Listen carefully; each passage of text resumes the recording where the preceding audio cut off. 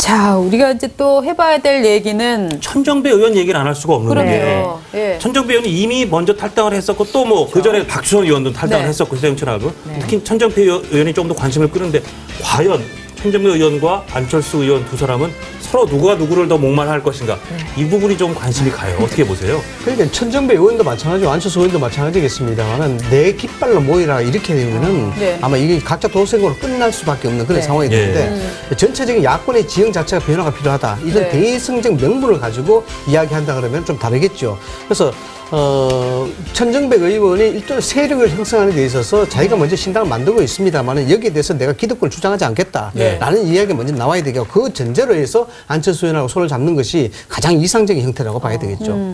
오늘 하여튼 천정배 의원이 했던 얘기가 의미심장하지 않습니까? 저기 지금 우리 화면에 나오는 것처럼 나는 온건한 진보다. 합리적 진보와 연대가 가능하다. 안철수 의원과는 노선의 차이가 없다.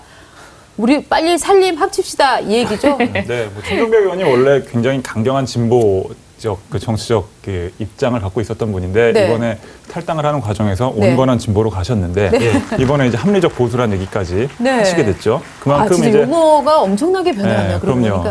어떻게 보면 이념적 지형으로 보면 180도 변한 거나 마찬가지인데 어쨌든 간에 뭐 안철수 의원이 새누리당 뭐 합리적 보수까지 포괄하는 세력을 만들겠다라고 얘기를 했기 때문에 그런 부분을 또 순발력 있게 받아들이면서 일종의 구애를 했다고 봐야 될 것 같습니다.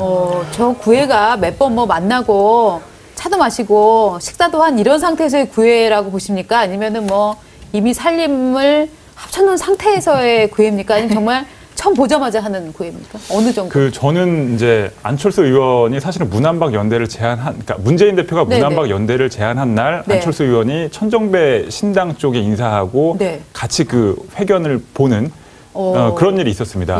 그만큼 이제 그쪽하고는 수시로 얘기가 있었다는 것인데 안철수 의원이 탈당을 결심하기까지는 또 이제 굉장히 많은 시간이 있었기 때문에 이제 본격적인 이제 이 서로 힘을 합치는 것에 대한 논의는 이제부터 시작이라고 생각이 되는데 오늘 문재인 대표가 당직 인선을 하면서 그 친노 패권주의를 좀 더 강화하는 쪽으로 해석될 수밖에 없는 그런 인선을 했습니다.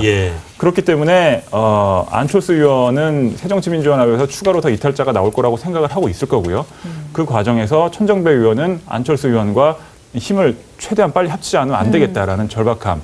그다음에 이제 신속하게 움직여야겠다라는 그런 요인이 생겼기 때문에 두 사람은 이제는 물밑에서 실제로 어떻게 새로운 당, 새로운 정치 세력을 만들 것인가 하는 실무적인 얘기를 할 수 있는 단계가 된 것 같습니다. 그러면 그 안에 김한길 의원도 같이 끼어 있다 이렇게 봐야 됩니까? 이제 오늘 말씀드린 오늘 벌어졌던 그 문재인 대표의 당직 인선 이것과 그리고 안철수 의원이 어쨌든 이 제3지대의 합리적 보수 진영까지 포괄할 수 있는 인물이 될 수 있다라는 점이 이제 부각이 되고 있기 때문에 김한길 대표를 따르는 김한길 전 대표를 포함해서 김한길 전 대표를 따르는 비노 의원들도 고민의 깊이가 깊어졌습니다.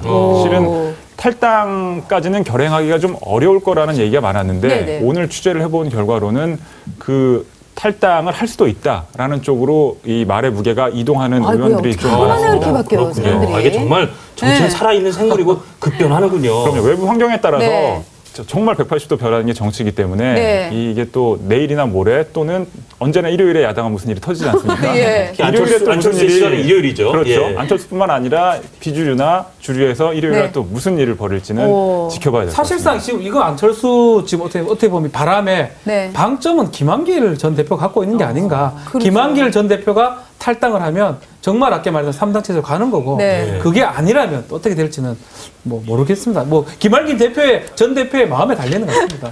이상민 부처님 간단히 전 그게 궁금한데 그러니까 맨 먼저 나갔던 박주선 의원 그리고 그다음 나간 천정배 의원 지금 이제 나온 안철수 의원 후속 3명 탈당 6분이 지금 새정치연합에서 나온 현역 의원들인데 6분이 저희 생각에 그냥 언젠가 빨리 한 살림 차릴 것 같은데 그 시점이 이렇게 언제쯤 올까요? 저는 총선 임박해서 아마 합칠 거라 봅니다. 총선 임박해서 당장은 아니란 말씀이에요. 총선은 현실이거든요.